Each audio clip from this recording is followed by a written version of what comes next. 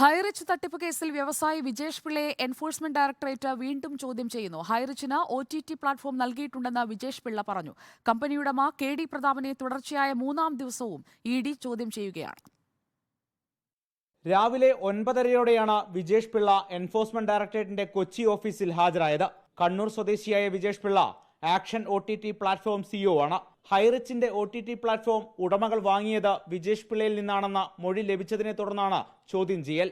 എല്ലാ കാര്യങ്ങളും EDയോട് വെളിപ്പെടുത്തുമെന്ന് വിജേഷ് പിള്ള.